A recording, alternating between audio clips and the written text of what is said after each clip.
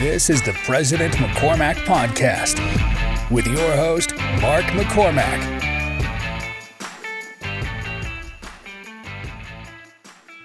Oh, how are you doing? I'm doing well. Yeah. How's St. George? Yeah, it's good. I love it. Yeah. It's been a transition for sure. Can I talk some crap about St. George and Please. then you counter it? Yep. Okay. You should. Yeah. I know all the crap you're going to talk about. Well, yeah. Maybe. Yeah, you tell me. Yeah. You tell me. Yeah. So I like St. George, don't get me wrong. But every time I go down there, I'm like, what do people do here? Yeah. Right? Sure. And there's so many people I know And my you whole love life. hiking.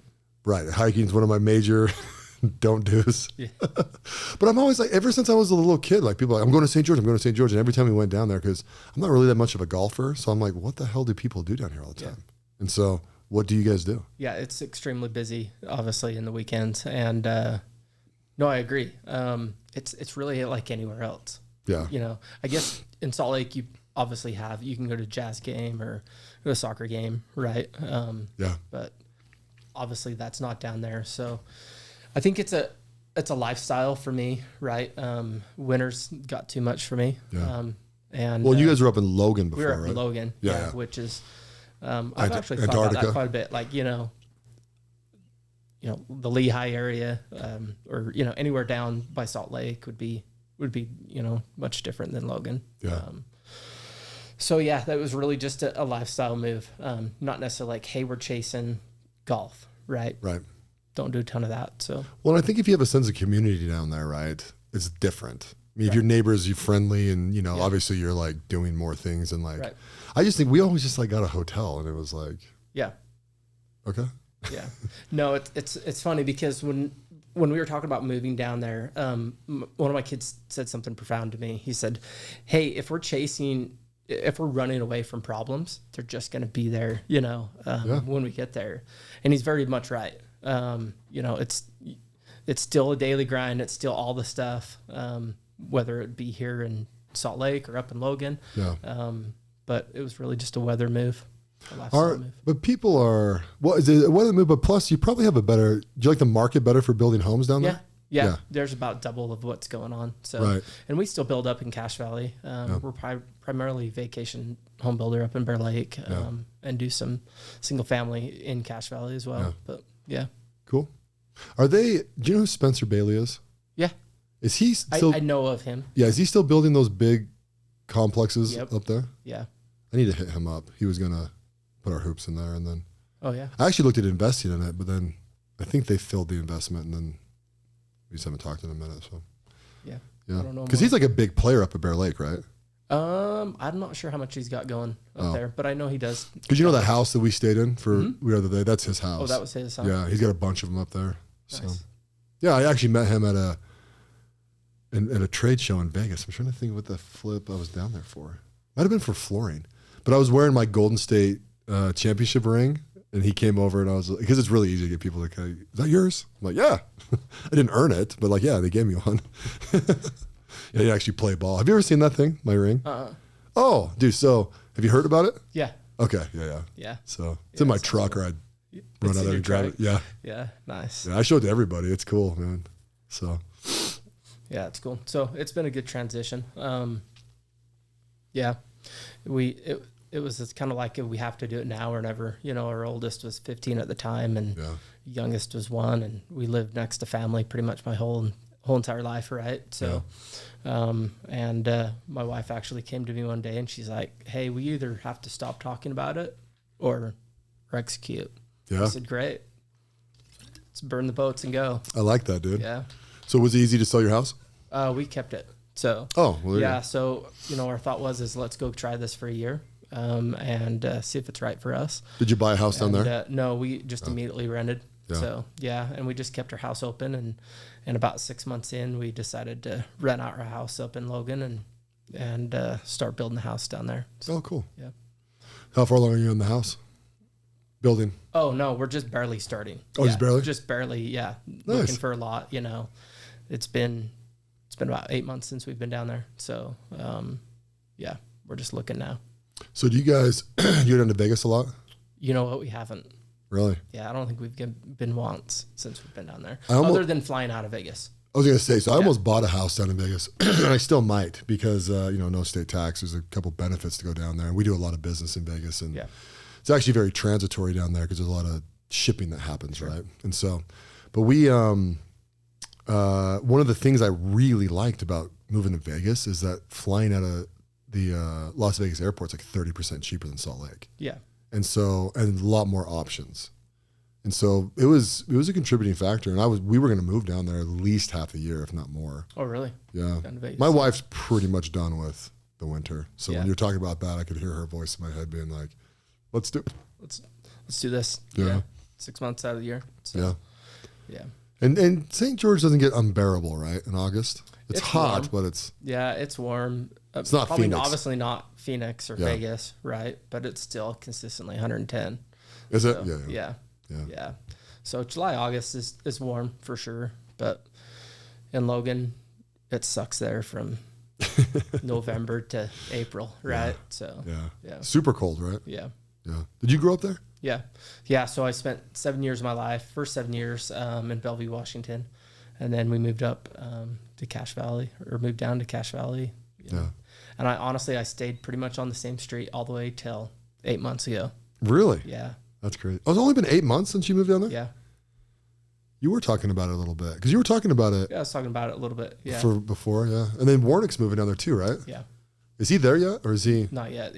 This summer. In the summer? Yeah. He's kind of fun. He's kind of doing the same thing. It's just like fish or cut bait. He's like, let's go. Yeah, just go. Is he going to live close to you, or? Yeah. They're just, within a mile. So. Oh, cool. Yeah. Nice. Same area. Amazing, dude. Yeah. We are the they bros, just all over the place. Right? It's great. So let me ask you this. I don't know if I've ever, you might have told me this, but we'll put it on the podcast for everybody. Why did you join We Are the They? Yeah. So good question. I had followed Jimmy for some time before. I didn't know him personally. And then when he opened it up, I knew, well, in business, I went through a really transition in business. I wouldn't say a hard time, a difficult time. Right. And I just came out of it. And as soon as I saw it open up, I thought, that's great. I'm not looking at anything pure financial. I just want to be around people who are going in the same direction as I am. Yeah. Right.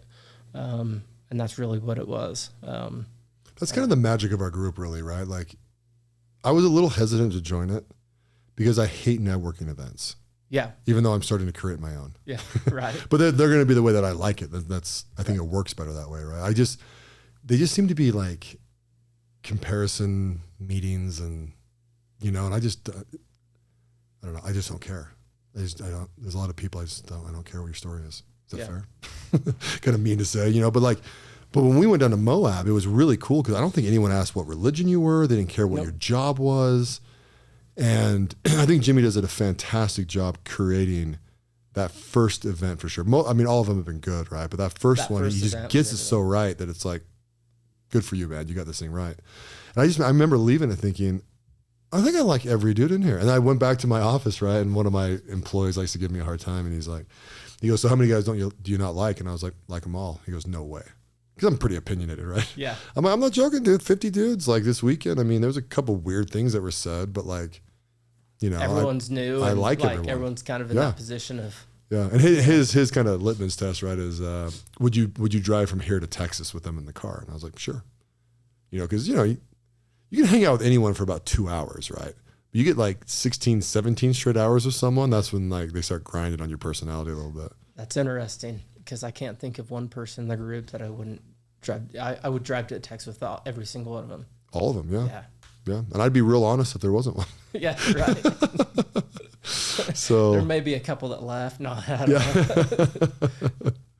No, it's a fun thing, man. And I like what you said too, because I think it is that thing. We're all from not vastly different walks of life, right? But we all have our own story, but we're all pointing the same direction. I've actually used that same phrase before because it's really hard to explain because people, ask us all the time, right? Like, why are you doing this? What are you doing it? Blah, blah, blah. And I'm like, it's just a friendship group, man. Like everyone in this group, like I tell people a lot, it's like guys that fit in really well, love their wives, want to be good fathers if they're a father, right? They want to do honest business and they want to be a good person just overall. And they just want to be experiencing life. And I think there's a lot of temptation for people to not experience life. You know, they just sit at home, they got kids, they go to their job, they watch TV all the time, you know. I don't think our group does that. No, and I've thought about that a lot lately. One of my biggest things right now, I mean, you say all the time, you only live once, right? Yeah. This is not a test run. And there's no, and you shouldn't endure to the end. Go and live life, right? Absolutely. Yeah. And it's not just you only live once to go jump off a rope swing, or you only live once to go to Africa or to Spain and run with the bulls, right? It's you only live once and every single day, and to live that. Yeah. Yeah. No, you only get to love people once. You know what I mean? Like there's so many things in life that you need to experience all of it. Yeah. You know, and you need to experience some failures, and you need to experience some success, and you almost don't know the difference unless you have both. Yeah. Yeah. So what's the biggest takeaway you've had with the group so far? Biggest takeaway, that's interesting. My biggest takeaway is I have a lot more in the tank than what I have had shown. Yeah. Dude, I'll tell you, one of my favorite things with you, like favorite things of all time, is that Marco that you sent to me, right? Where the guy called you nice. Yeah. Like, what do I got to do? Yeah. You cut somebody? Yeah. Dude, what do I got to do? Stab someone or something? Exactly. Yeah. Dude, I loved it, man. I loved it. I bet I think about that Marco at least once a month. Right? Oh, really? Oh, yeah. Yeah. Yeah. And then but it's always situational, right? If someone starts talking about a nice guy, it's like the first thing I think of. I'm like, yeah, dude, my friend Matt, so that's bullshit. Stop calling me nice. You know what I mean? Because it's a weak thing, right? When someone calls you, oh, you're so nice, they're basically calling you weak. And it's like, and it's cool to like understand that about yourself, or just the way that people can perceive you, because you can tweak that really easy and be like, I'm not nice, I'm kind. It's a massive difference. Yeah. So it's really just the boundary you create. Yeah. So yeah. Yeah. What you'll tolerate, what's your standard. Yeah.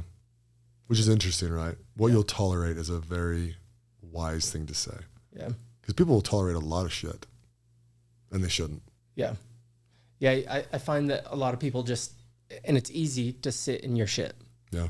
And you're used to the smell.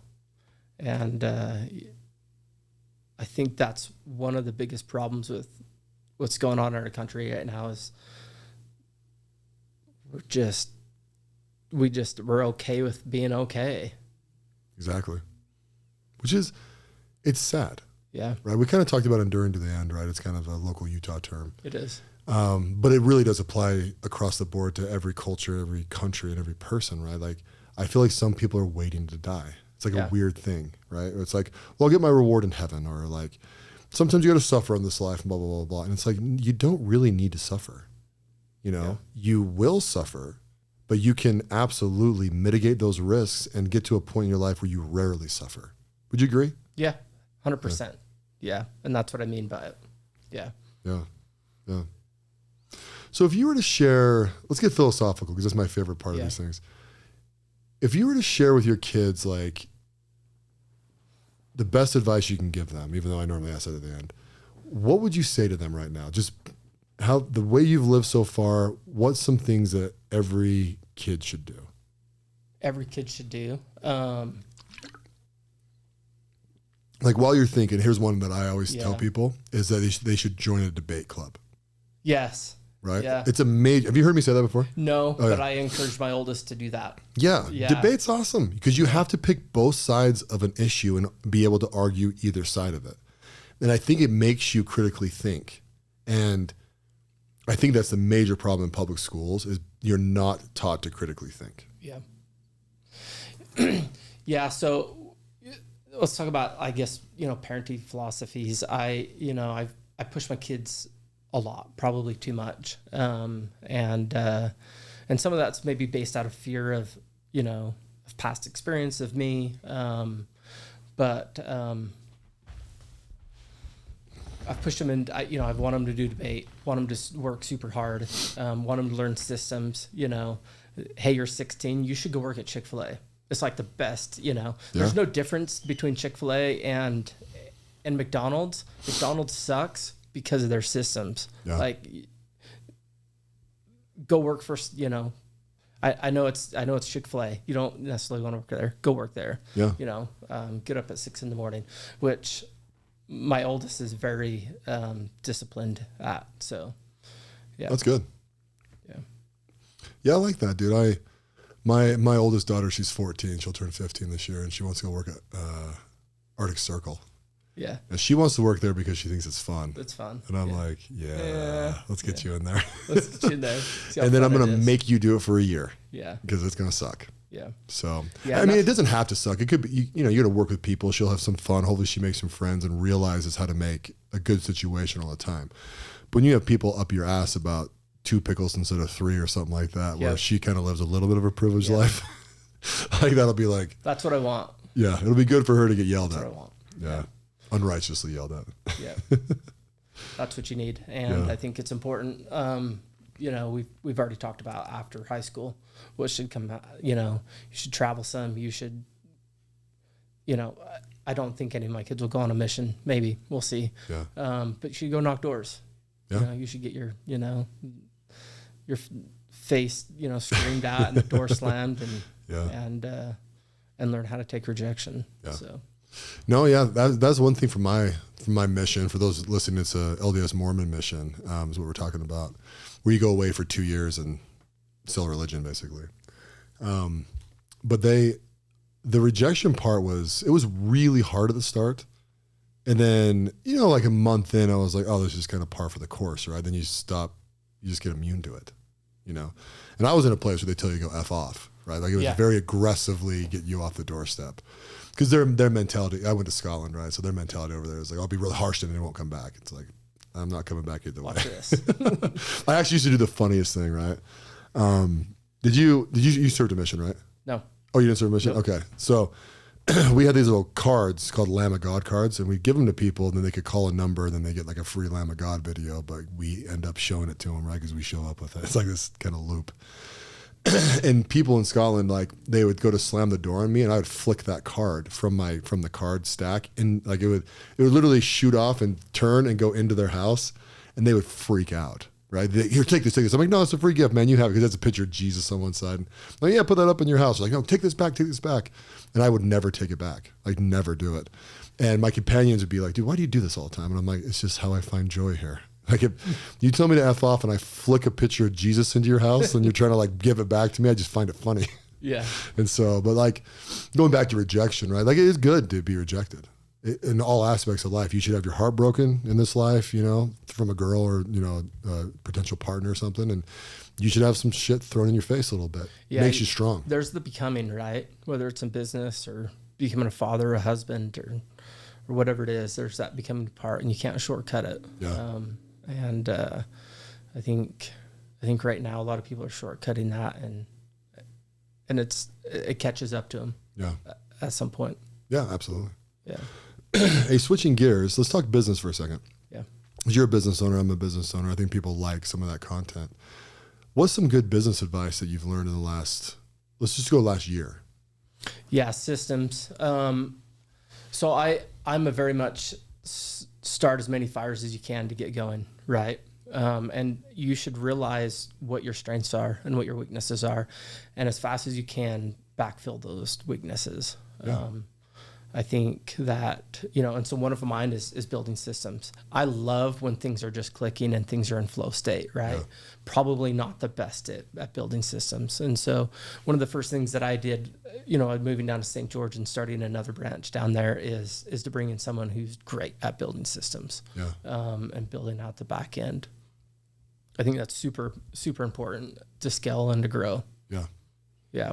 Yeah. Plus the system always pours into your data, right? And so like a very good tip that people need to learn. I don't care if you've sold $1,000 in a month or you sold $2 million in a month, right? Like you have to run your business from your numbers. Yep. And so you have to every month have or even a running total is what I personally like, but not a lot of people can do that. But like at least once a month, you should pull a P&L that's accurate, pull a balance sheet that's accurate, and then look at your business trends and realize where you can improve and where you need to fix.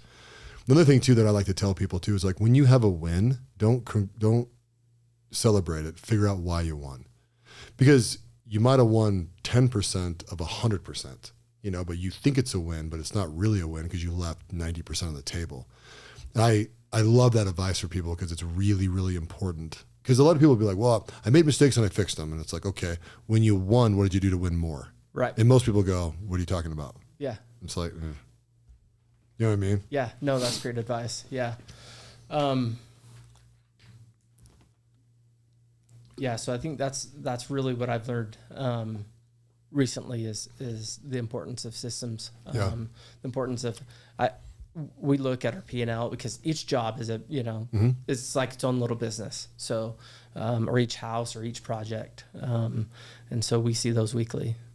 Yeah. How many homes are you guys building down in St. George right now? We're actually just starting out. We've just got a couple going. Cool. So Yeah. Yeah. So when you guys do it, do you do the whole planning phase and everything? Like, do you guys buy the lot and then build for someone, or do you let them do the whole thing? No. So both. Yeah. Both. Yeah. Okay, cool. So so if anyone comes in and says, I have a lot, I want you to build my house, you'll do that. And then you also buy land and then build on top. Yeah. Cool. So there's a lot of production builders that they're just purely spec right now. Starting in a new market, unless you've got a lot of land and a lot of money behind you, you kind of have to take both. Yeah. Yeah. Yeah, that makes sense. Yeah. So we're really a custom home builder down there right now. So, and we'll eventually move into more production, but that takes time with land as you backfill. So you almost have to buy land way in advance, right? Yeah, about 3 years.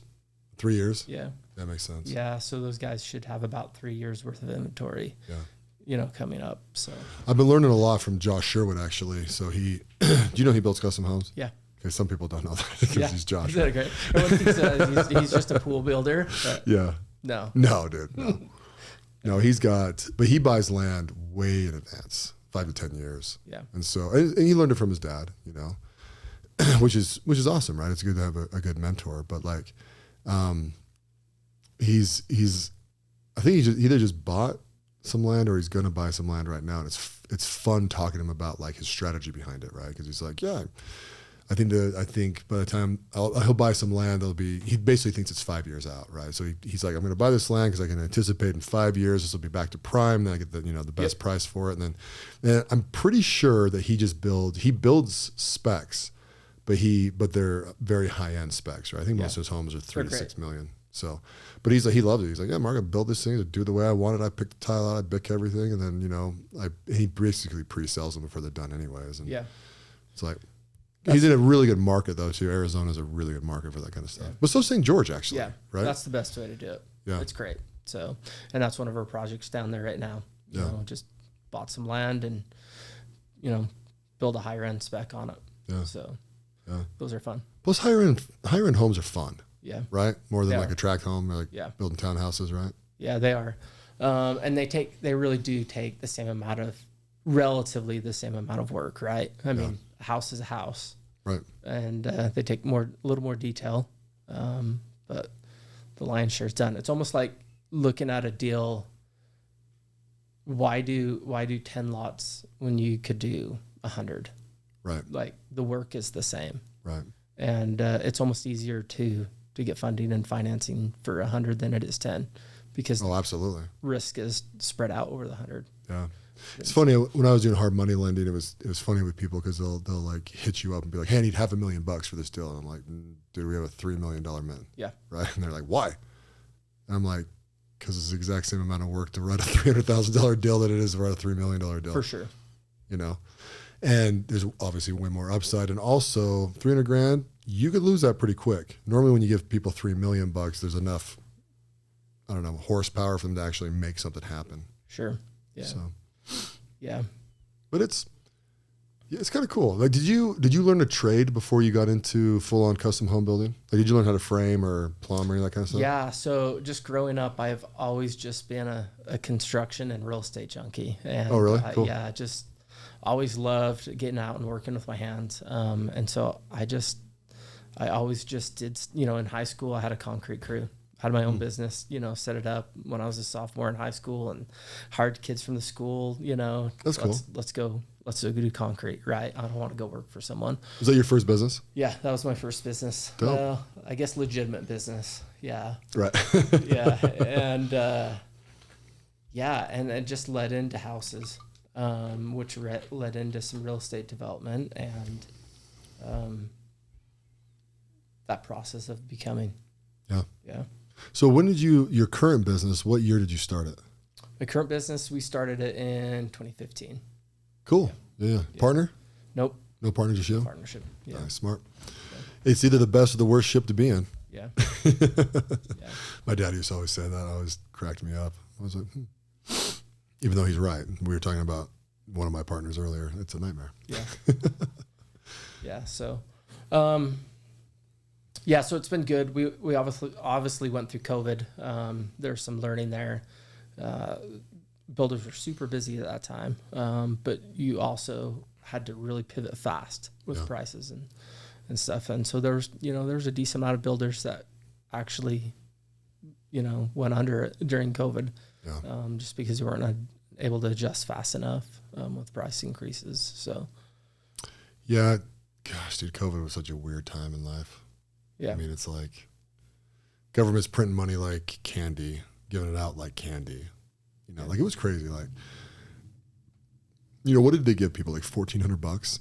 Yeah, something stupid, something like that. Did you get a PP? I never did. P loan? No, I never did. I should have. I had people telling me you need to go do this. You should have done that. I was dumb enough not to look more into it. And it's stupid, right? I mean, the amount of money that I received through that is obscene compared to the $1,400, right? And it's like, why are we doing this?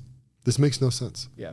Like I could see putting a fund together for businesses that were struggling. We didn't struggle at all. We picked up like massively. Well, that had to do with some of our competitors shut down, right? Like Spalding. Yeah. Spalding shut down. I won't say we stole, but we took a lot of business from them because no one else, they weren't doing it. They shut down for like 2 years. It's the craziest thing I've ever seen in my life. How do you just shut down? Well, look at them. They lost the ball contract with the NBA. It's now Wilson. They lost. They created their business. So I don't really know all the details, right? Because I'm not privy to their financials or whatever. They're owned by, I think they're owned by Fruit of the Loom, which is owned by Berkshire Hathaway, right? It's a Warren Buffett company, or it's owned by Haynes. I can't remember which one Buffett owns, but it's a subsidy, right, or subsidiary of a different company. But no, they got wrecked. So I think most businesses that closed during COVID got wrecked, like disappeared off the planet. I mean, look at me, restaurants disappeared. Sure. And yeah, it's bad. Not to go on and on and on about COVID, but in the construction world, that was a massive learning curve, right? Because then you had supply chains that just got absolutely destroyed or broken or fixed. I mean, it was just like, it was so crazy. And then all that crap coming from China got stuck out in California for 5 months. Yeah. That was wild. Yeah. Yeah. Yeah. Actually, I mean, the American economy is not frail by any stretch of the imagination. It's an absolute beast of a machine. But massive pivots like that were interesting, because we import a ton of stuff, a lot of construction materials from China. And there was American companies that were born during that time that started making construction materials because we couldn't depend on China, right? But it just takes time, right? Yeah. But I actually think that China probably suffered more than anybody because I think America stopped importing as much as we did. I don't know the data on that. It's like a gut feeling, but I know our companies. China's going through a tough time right now, aren't they? Oh yeah. Yeah. Yeah. The problem with China though is they manipulate the currency, like we did in COVID. Yeah, like we did. But that's the first. I don't know if it's the first time, but that's the major time we've done it, right? And we're obviously feeling the effects of that. Yeah, China's got supposedly they have like full-on cities that are just vacant and gone because they can't afford it, or I don't know. It's weird. That's a weird place. That is a weird thing to have full-on cities that are just empty. Yeah. Maybe Detroit. It's probably the closest thing we have to that, but they're also kind of revitalizing it too. But like, we don't really have that here, like, and a lot of people over there too, like you don't move, like if your economy dies in whatever city you're in, you just end up eating it kind of thing, right? Here, like we move to a different state in 2 seconds. Like it's not even a thing. Like you, right? Like you're like, hey, I want to move to St. George. Boom. St. George, go do it. Yeah, rent your house out, no big deal, right? Over there, I don't think it works like that. So, but I'm not really an expert on China. I know enough to talk it, right? But you don't have investments there? Not direct. I mean, I own some Chinese stocks, right? But no. China's an interesting place. So generally, if you're going to import stuff from China, you actually go purchase equity inside whatever factory you're buying it from. Okay. Because if you don't, that factory will take your product and go sell it to other people, which we've had that happen before. Yeah. But yeah, the funny thing in China, they do not know how to innovate. For how much technology exists over there, they can't innovate for shit, which is the weirdest thing to me, right? Like Apple is a good example, right? All the innovation happens in America, right? It doesn't happen over there, but they'll make it. Like if you tell them what to make, they're really good at making it. But if you're like design an iPhone, it'll never happen. That's interesting. They're just not built to do it, I don't think. And most countries are that way as well. It's not just China. Yeah. Who knows? You like America still? Yeah, I love America. I believe in America. I really do. Do you really? I do. Yeah, I think it's the greatest, obviously greatest country ever. But I think a lot of people are down. I've heard the sky's fallen for so long now that there's some crap, right? Yeah. And and they push out and they say, hey, we're going to have this capital gains tax of 40-something%. But I think it's not as bad as it seems, and it's always not as good as it looks. Yeah. And, nothing lasts forever. It's funny. I do not disagree with what you're saying. America's the greatest country that's ever existed. I'll say it again. It's the greatest country that ever existed, and it's currently still is. No one's even close, right? Yeah. And I've looked. Yeah. And no one's taken that over. Not currently, for sure. Yeah. But at the same time, I really think we've already moved into a fallen state. Like we are crumbling. You think so? 100%, yeah. Our government's too big. That's the key, right? As soon as the government gets too big, you start raping and pillaging you basically rape and pillage the economy. And when you kill the economy, you kill the country. Yeah. And so that capital gains tax is a good example. It's ridiculous. It's the dumbest shit I've ever heard in my life. What they do is they cloak it in, we're only doing this for high net worth individuals. Yeah. Right. Really? Until you run out of money again, and then you're going to do it to mid-level millionaires, and then you're going to do it to the general population. And just so anyone listen to this, what that means is you could be in your home for 40 years. Well, let's be realistic. You mean your home for 20 years, have $400,000 of unrealized gains / equity. It's the same thing. Most of America, that's where their wealth is at. Absolutely. So what are they going to do? They're going to, or your 401k that you've been growing, right? Yeah. So if you take a unrealized gain tax of 45%, how are you going to pay that? If you have $400,000 equity in your house, how are you going to pay $190,000? It's not going to happen. It's stupid. It's the stupidest thing I've ever heard. It is. Plus capital gains. I think capital gains tax in general is stupid. If you want to know the truth, you already paid tax on that money, then you reinvested it, and then you're going to pay tax again. Sure. Then you pay sales tax, and you pay property tax, and you pay gas tax. Name it, right? And then when you die, they're going to take another half of your freaking money in inheritance tax. It's like, you really look at the tax rate that we pay here in America, it's ridiculous. It's like 70%. Yeah. So what's the solution?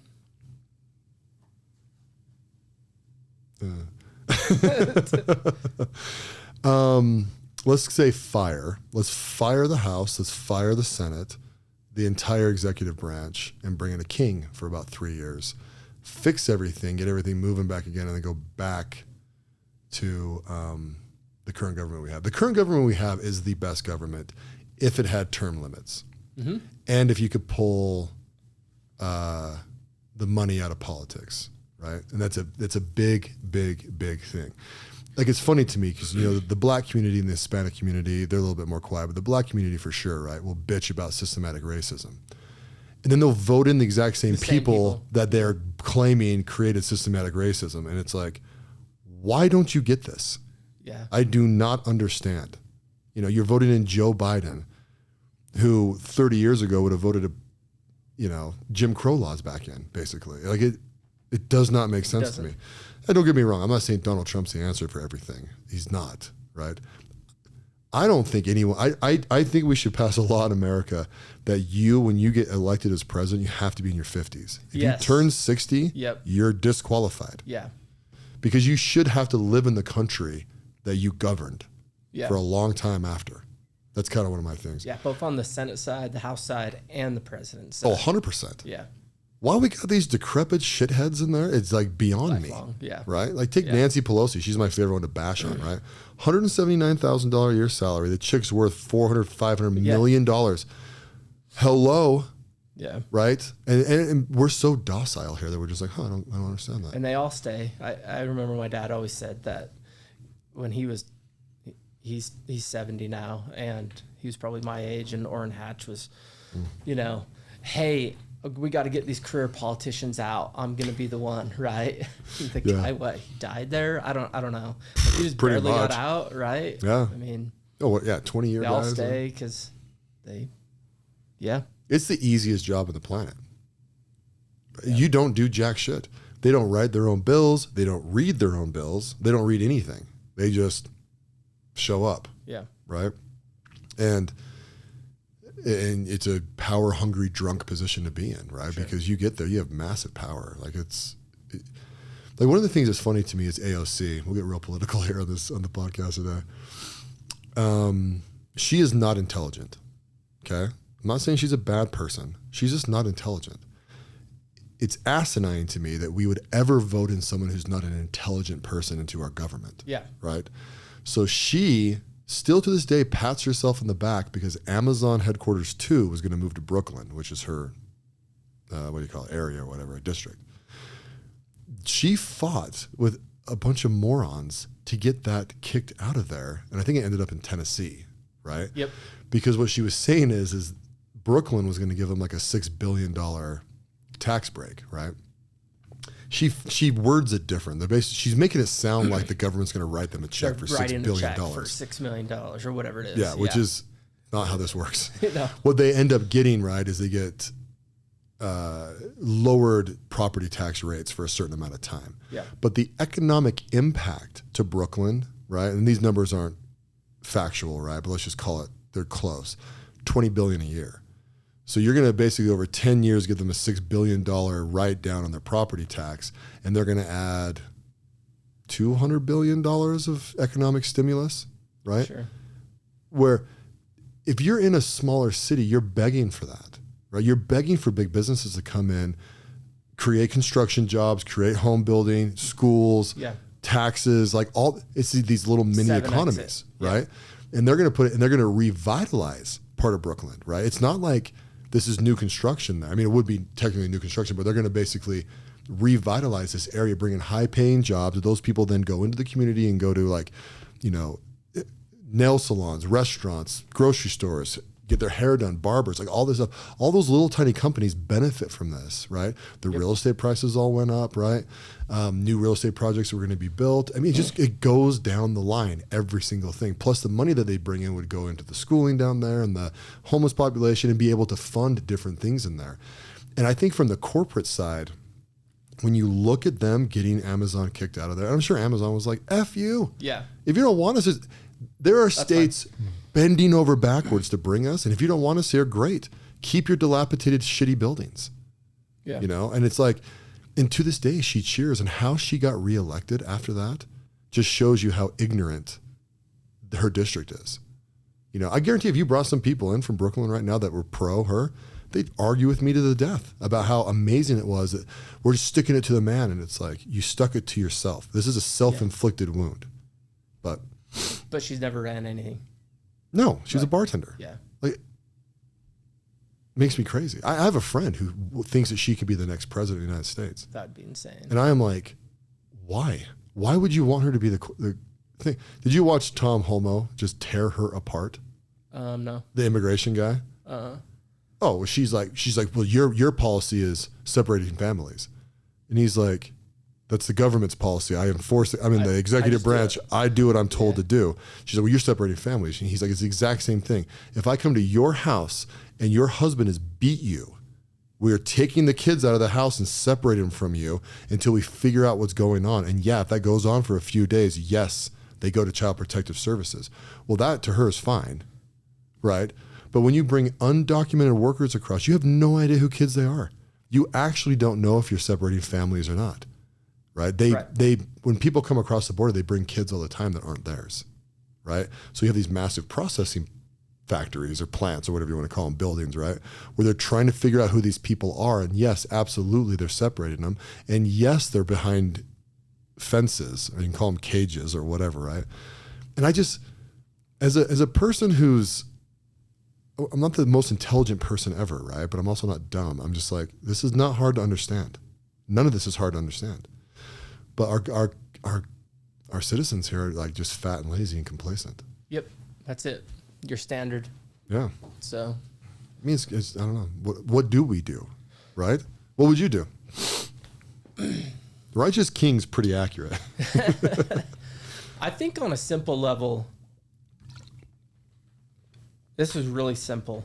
One of the things that has stuck with me for a while now is a quote by Mother Teresa: "Go home and love your family." Yeah. And I think, if you're looking on just a really simple, like, what can you do? Turn off the news, go home and love your family, and show your kids how it is to dream and live a righteous life, and how to chase your dreams, how to love your wife, how to love your kids, how to love your neighbor and your country, right? And it's going to take time. And hopefully that the kids, the generations that we're raising, will feel that. That's really the only way out. I mean, there's not much that you can do or I can do other than that. No, you're right. You're 100% right. Affect what you can today. Yeah.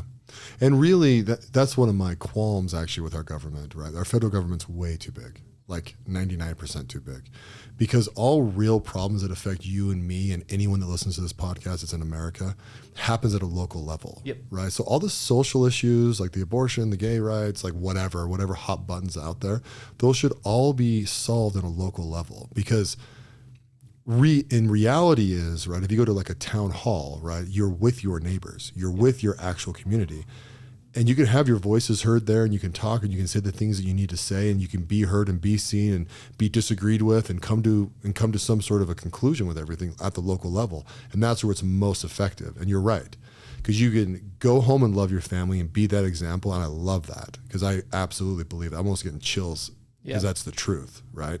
And then you can be a good member of your own community. But I can't do shit in Washington, D.C. They're all corrupt as hell anyways. Right. Even if I had influence, right, they're only going to do whatever I pay them to do. Like, there's no one there that has morals or ethics. Yeah. No one. I don't care who it is. None of them do. None of them. Yeah. Oh, and get rich as fuck. Right. That's, Yeah, they're just lining their pockets, and we're just sitting here like, oh, this is awesome. You know. No, but you as a person, like, gain as much wealth as you can. Oh, 100%. Because, because it's freedom. It's freedom. Yeah. It's like what to a point. I've been saying this. Yeah, I mean, you can. My whole thing with people do this thing like, what's success, right? And I go, what's success to you? And I've stopped asking it. I just start telling people what success is, because they give you all sorts of answers. $100 million. It's like, no, right? Success is the relationships and freedom, right? And that freedom is, you get to do whatever you want to do, is what real freedom is, right? And so to have that freedom, you have to have X amount of dollars. You just have to, right? Number one, you have to be able to pay your bills. You have no freedom if you can't make your mortgage, right? Or you can't make your car payment, or your son breaks his arm and you can't afford to pay the deductible or whatever, right? No freedom exists in that world. Sure. And good relationships don't exist in that world either, because you're so damn stressed out about stuff that you can't pour into people like they deserve, and they can't pour into you like you deserve, because you're stressed, right? And so, because that's my thing too, right? I don't think people need to be obscenely wealthy, right? Yeah. And it also shouldn't be the goal. Your goal, and this number is fluid, right, needs to be, I can pay all my bills, I can go on vacation, I can take a day off of work if it's, if I need to or if I want to, right? I am saving for the future, so I'm investing and growing my asset class. And then outside of that, right, you actually shouldn't pursue a ton of money. You should pursue the relationships.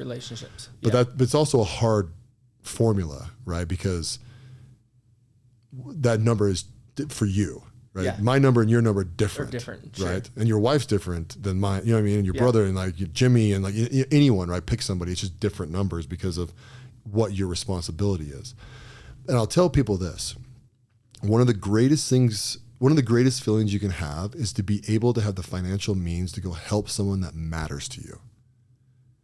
And if people really listen to what I just said, right, it doesn't mean you're going to donate to charity. It means that if someone you love needs something, that you can one time affect their life, where you're not crutching them, right, or enabling them to do something. You're literally bridging them because something bad has happened in their life. It is such a sense of pride and happiness and fulfillment because it hits both of those, right? It hits freedom and it hits relationships for you to be able to do that. But you can't do that unless you've taken care of your own house. 100% agree. Yeah. Yeah. On all of it. Yeah. The target shouldn't be necessarily the number. The target should be freedom. Yeah. See, I do that investing call once a month, right? And I'm actually writing a book, and I'm really folding that into there where it's like, guys, it's like a YOLO thing, right? You only live once. Okay. So if you want to stay balanced inside this world, these are kind of like the tenets that you have to kind of have. And then you have the latitude to kind of manipulate them and pivot them however you need to as your life sees fit. But you don't, like, it drives me nuts when people say generational wealth. I want to choke people, right? Because I'm like, okay, that doesn't mean your kids. It means grandkids deep, right? You have to have hundreds of millions of dollars to actually affect their lives. And you also have to do it in a way that you don't enable them to be shitheads. Yeah. Right? And you're going to have to control that from the grave. So it's really a fleeting, stupid thing to say, right? I'm going to generational wealth. Plus the people that say that have no money. Right. Right? It's like they go hand in hand. Yeah. No, I'm just thinking about that. And, how do you affect that? How do you, your grandkids, you don't want a ton of money for them. Like you don't want to take that experience of that suck out of it. You don't want to, do too much for them because they need to go through that. Yeah. I just thinking how the best way to set that up is, and I don't know if that's, if you actually do have generational wealth, do you set it up as a, almost a loan for, hey, you want to start a business? Great. Yeah. This family foundation, our family foundation, or a family office will fund that. The thing with at that, favorable interest rates or whatever it is. Yeah. Or 2% interest rate, right? Whatever. Very favorable. Yeah. Whatever you set up. The thing that's hard. So I'm redoing my trust right now, and I have this weird pull because I don't want to control this stuff from the grave, right? Which a lot of trusts are set up. Well, and I will at some level, right? Because you set up a trust, you're going to control it from the grave if you die. Because you're right. If you can be a granddad and live to your 90 and be able to you get to choose and affect every grandkid that you want, because you could know what they need and when they need it, right? Right. If you die at 70 and you leave $80 million to the trust and all the beneficiaries, right? Like you literally lose all that control anyways. And for me to kind of answer the question, I'm just giving it all to my kids. I got 3 kids. It's all getting split up a third, and it just is what it is. I think my responsibility today and for years past is to teach those kids how to be self-sufficient, how to make money, how money works, how taxes work, like all that stuff. Right. I'm actually starting. I was supposed to do it this week, but I had to kick it till next week. Oh, and what day is it? Wednesday, right?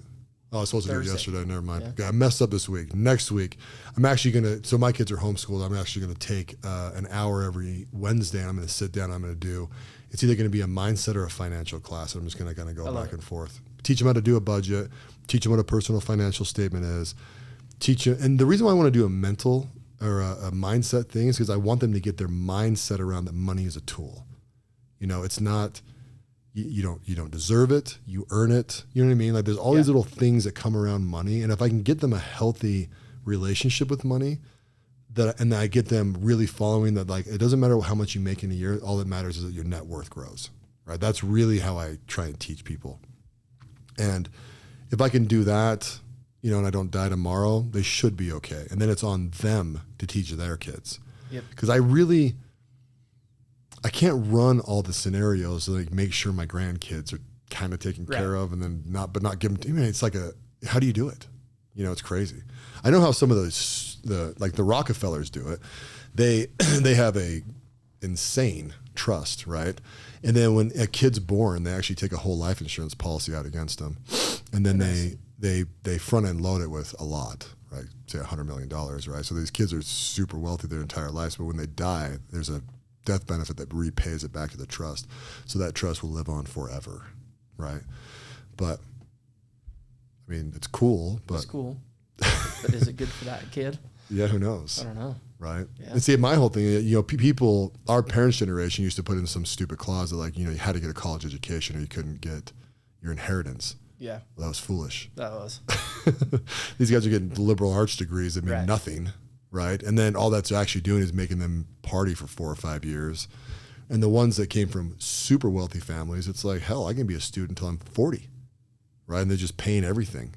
Yeah. You know, you can get 3 PhDs if you want, never work a damn day in your life. You're just stuck in college partying the whole time, which is really bad. But What about your companies? they'll all be sold. Yeah. Yeah. You know, if I fast forwarded 10 years, my daughter would be 24. If she had earned in my eyes, and I don't know what that means, but if she had earned and wanted to run one of them or to take one of them over, I would be very happy to mentor into that position. Is your parents still alive? Mm-hmm. Yeah. Yeah. How did your dad know for you? I forced him to sell the business to me. Okay. You want to know the truth? Yeah. I mean, we had talked about it for about 5 years, different ways of making that happen. And then I went to him and said, I want to buy it from you. Yeah. I don't want to, yeah. Does any of your kids have that same personality as you? Like, which one would be actually, forcing Mark McCormick to sell the business? well, they would never be able to do that to me. Yeah. I'm built a little bit different than my parents. My dad was an immigrant here, right? So he bootlegged this entire thing together. And when I bought the company from them, it was plenty of money for them to retire, and they're done, right? And so with me, there's not a financial pressure with me to do it, right? And I'd be more interested in them. Well, it's kind of a funny thing. I want them to do something that they enjoy. Yep. But if they come with me and say, this is my passion, I want to punch them in the face. Yeah, I that's tough. freaking hate that. Yeah. Because it's not true, right? I don't.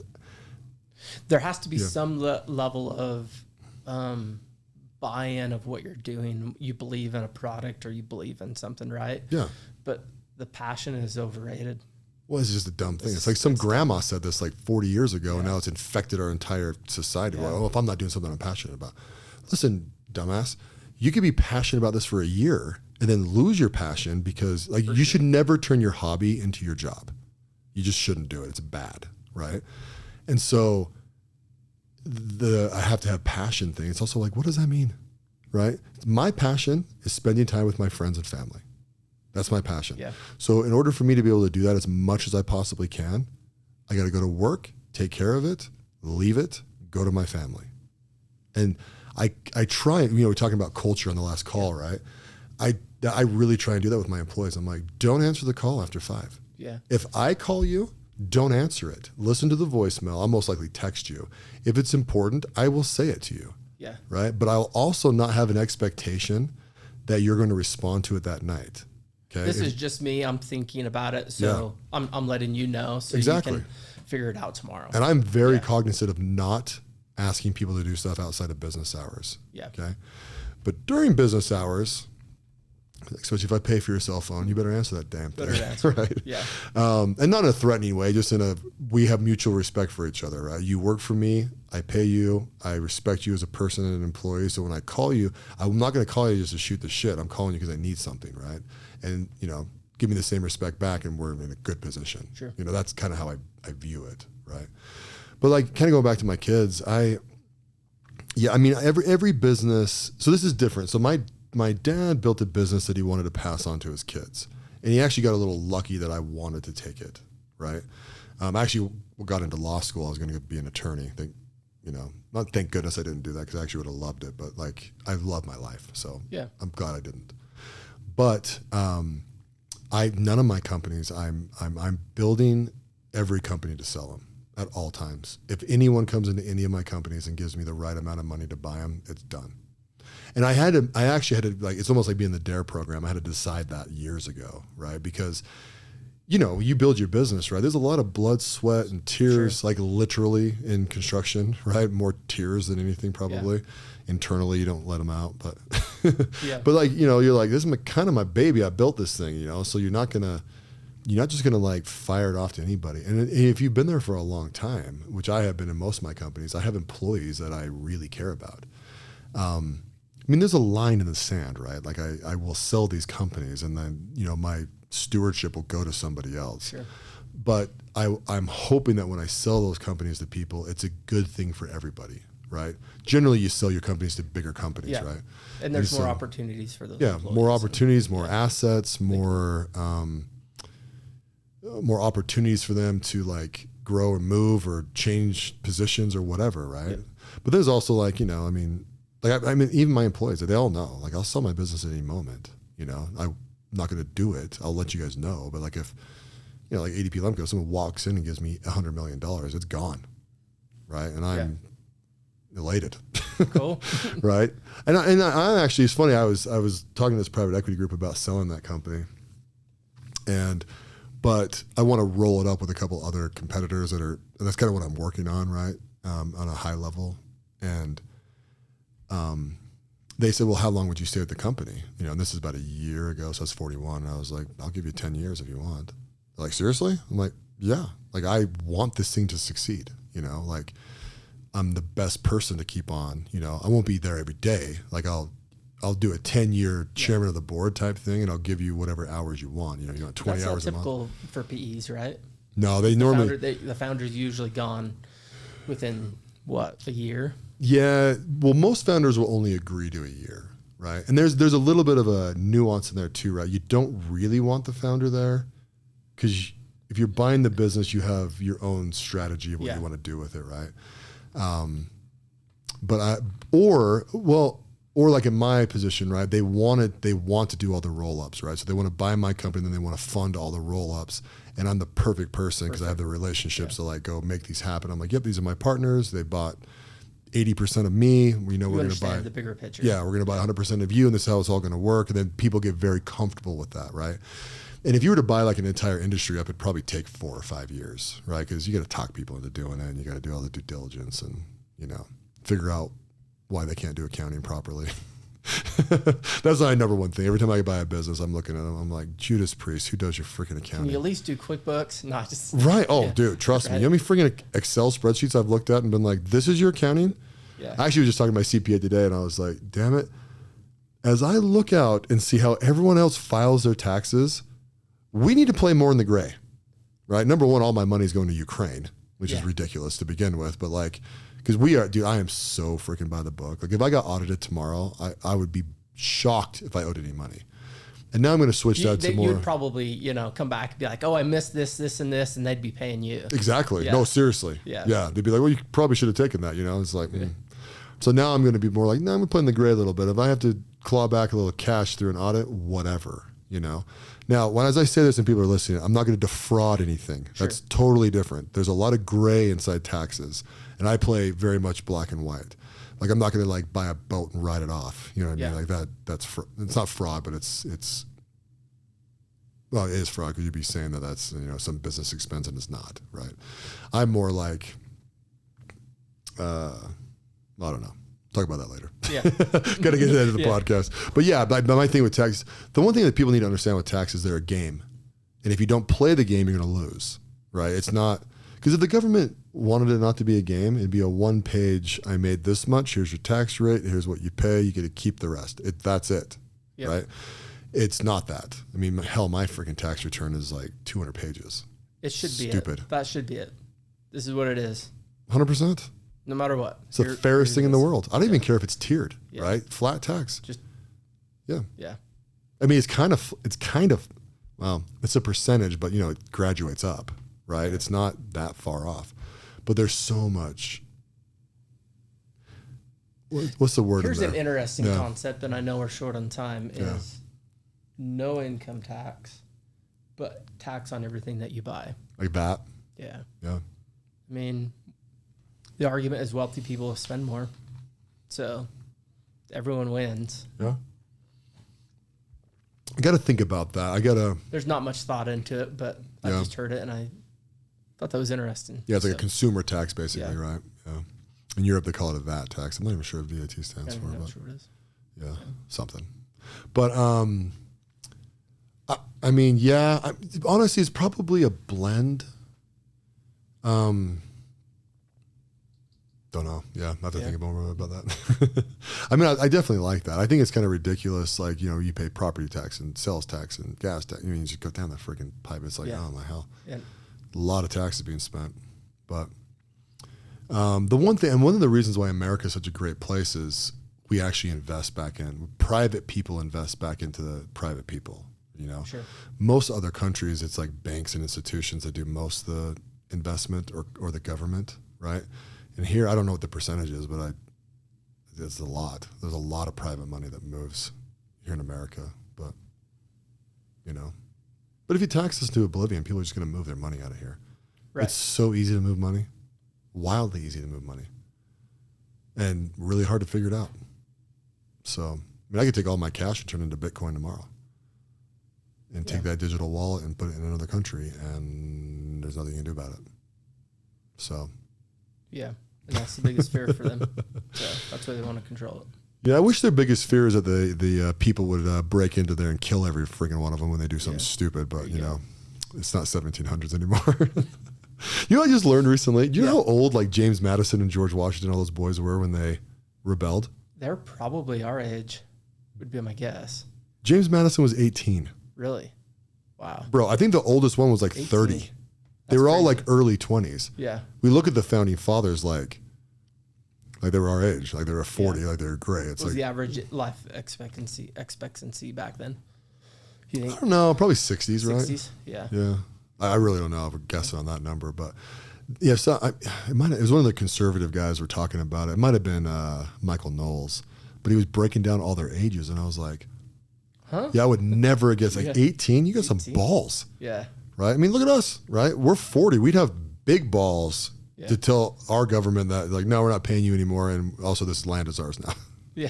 Well, we're going to go to war over this. Bring it. You know what I mean? It's like, cool, good for those guys. So it's kind of funny. They tried to make George Washington a king. Did you know that? I didn't. Yeah. They wanted him to be the king. But they obviously put the government together that we have, and it works pretty good. Well, it actually works really good, but we've ruined it. The original one was pretty good. So, in fact, the government back in the day, they'd only go back to Washington for like 3 months. Then they all went back and worked at their plantations or whatever. So, but everyone had a life. Yeah, exactly. So, dude, we're getting at the end here. We've been hinting at it for a minute. A couple of questions. First off is, what is the most important thing to Mathew Payne? Yeah, my family, 100%. Why is that? Man, I grew up right next to my family, right? And it's who I am. It's just been instilled in me, you know, by family. Yeah. Right? I mean, a lot of people have different philosophies of like, hey, you should be home at this hour. You should always have dinner with your kids, you know, those things. And that's always been my thing, right? You know, we sit down and have dinner together almost every night. Yeah. That's almost like my non-negotiable. And it's okay if you don't do that, right? I just think that you have an obligation. You know, you brought your kids into this life, and you have an obligation to them to you know, be with them. I love that point right there, because that's, if you asked me the same thing, I'd say the same thing, and it's because I made them. Yeah. Right. I chose my wife. We agreed to build this world together that we built, and we brought 3 kids into the mix, and it's my responsibility as well as hers, 100% on both sides, to make sure that those kids live a good life. Yep. Right. Yep. And part of that is being good citizens and having an education and working hard, like all the stuff that you mentioned previously, right? It all exists inside that world. And when you take that responsibility on, it becomes the most important thing. Yeah. It's also an inspiring thing too, right? You see these little buggers that look just like us and act like us and talk like us, and you're like, whoa, you know? Yeah, I always tell my oldest, he's 16, and it's hard sometimes, right? Because he thinks that, and I do sometimes, overcritical, right? And I always tell him, hey, I just want you to be happy and successful and healthy. Yeah. That's it. If that's what you are, then I am 100%. Yeah. Like, have done my job. Yeah. So I love that. Final question. Yep. What's your best advice? My best advice, I think I already hit it. Go home and love your family. Work really hard. And I think everyone's standard needs to be raised. That's what I've been thinking about a lot lately. There's a lot of just advice out there, and I think no matter what life or phase of life you're in, just go home and love your family and keep high standards to yourself. Yeah, love it, dude. Yeah. Well, my friend, it took way too long for it to see you on this podcast, but thank you for coming on, man. I love, dude. I know you're driving down back to St. Are you going down tonight? You going home tonight? Yep. Right after this? Right after this. Oh, very cool. Yeah. We better get your ass out of here so you don't hit traffic on the way down. But anyways, man, thank you so much, dude. Thanks for coming on. Yeah, thank you. Appreciate it. It's been fun. Thanks for listening to the President McCormack Podcast, brought to you by McCormack Foundation, Saxton Fund, ADP Lemco, and Professional Floor Systems. Make sure you subscribe to the podcast and keep up with Mark on Instagram @President McCormack.